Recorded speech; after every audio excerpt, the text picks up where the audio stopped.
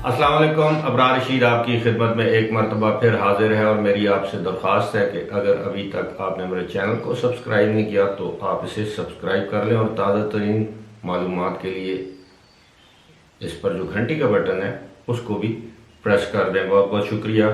Bill आखिर Dubai authorities ने इस बात का फैसला कर लिया है कि अब मसाजिद समेत जो दीगर मजहबी इबादत गाहें हैं उनको खोल दिया जाए।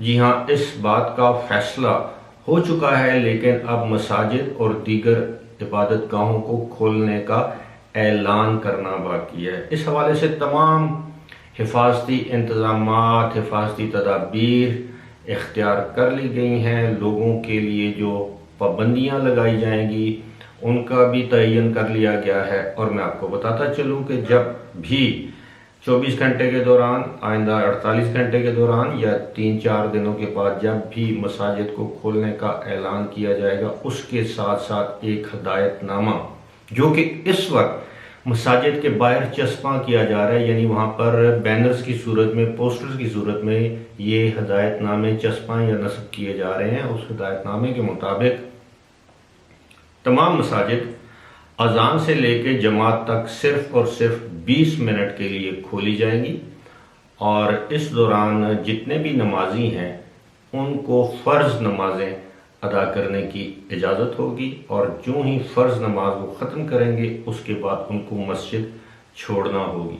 दूसरी इसमें बात यह है कि जब आप फ़र्ज़ नमाज अदा कर लेंगे तो आप उसके बाद अगर सुन्नत नमाज अदा करना चाहेंगे या नवाफिल पढ़ना चाहेंगे तो उसकी इजाज़त नहीं होगी। ना ही एक जमात हो जाने के बाद किसी दूसरी जमात की इजाज़त दी जाएगी। इसके अलावा जिन हिफाजती इंतज़ामात या तदाबीर का को लाजमी करार दिया गया है मसाजिद के लिए, उनमें यह है कि आप एक सफ़ के बाद दूसरी सफ़ और दूसरी के बाद एक सफ़ खाली छोड़ के फिर तीसरी सफ़ बनाएंगे और दो नमाजियों के दरमियान जो इस तरह फासला होगा वो 1.5 मीटर, तकरीबन आप ये कह लें कि 4 फुट का फासला बरकरार रखना लाजमी है। अब मेरे इल्म में नहीं कि ये इस्लाम में इसकी किस हद तक इजाज़त है, क्योंकि जहाँ तक मेरी मालूमात हैं उनके मुताबिक बाजमात नमाज का मकसद ही ये है कि टखने से टखना और कंधे से कंधा मिला हुआ हो। लेकिन ज़ाहिर है इस हवाले से कोई ना कोई फतवा जारी किया गया होगा। इसके अलावा मसाजिद में नमाज के लिए, बाजमात नमाज के लिए 12 साल से कम उम्र अफराद और 60 साल से ज़्यादा उम्र अफराद के ऊपर मसाजिद में दाखिले के लिए पाबंदी आयद होगी। उनको मसाजिद में दाखिल होने की इजाज़त नहीं होगी।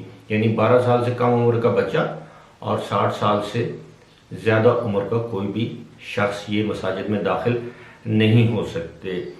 और मसाजिद में हाथ मिलाने पर, गले मिलने पर पाबंदी होगी और मसाजिद में बताया गया कि आप दूर से हाथ के इशारे से सलाम कर सकते हैं। और मसाजिद में बाजमात नमाज की अदायगी के मौके पर न सिर्फ इमाम बल्कि तमाम जो नमाजी हैं उनको चेहरे पर मास्क और हाथों पे उनके लिए दस्ताने पहनना भी इंतहाई ज़रूरी है।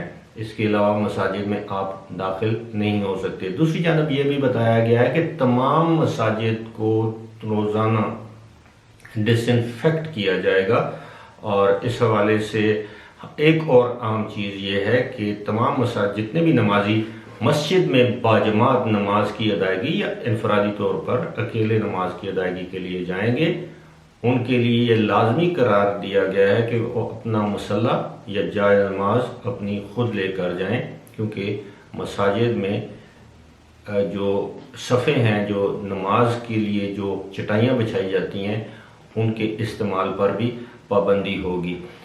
वहाँ की जो मजहबी अमूर की जो वजारत है उसके ज़राए ये दावा करते हैं कि जब इन तमाम हिफाजती इंतज़ामात या तदाबीर को यकीनी बना लिया जाएगा तो मसाजिद को खोल दिया जाएगा, क्योंकि इस वक्त ना सिर्फ यूएई के अंदर एक खामोश आबादी बल्कि पूरी दुनिया के जो लोग हैं वो एक किस्म की यूएई और ख़ास तौर पर दुबई की हुकूमत पर तनकीद कर रहे हैं कि क्या वजह है कि आपने बीचेस खोल दिए हैं, पब्लिक पार्क्स खोल दिए हैं, मॉल्स खोल दिए हैं, सिनेमा घर खोल दिए हैं, जिमनेजियम खोल दिए हैं, ब्यूटी पार्लर्स खोल दिए हैं, दीगर जो जगह वो रेस्टोरेंट्स खोल दिए हैं, लेकिन आपने अभी तक मसाजिद में इबादतों पर पाबंदी लगा रखी है और मसाजिद को नहीं खोला जा रहा था। इस हवाले से यूएई अथॉरिटीज़ और ख़ास तौर पर दुबई हुकाम को शदीद तनकीद का सामना था। अब इस तनकीद से बचने के लिए उम्मीद ये की जा रही है कि आइंदा चंद रोज़ में मसाजिद को खोल दिया जाएगा। फ़िलहाल इसी के साथ मुझे दीजिए इजाज़त।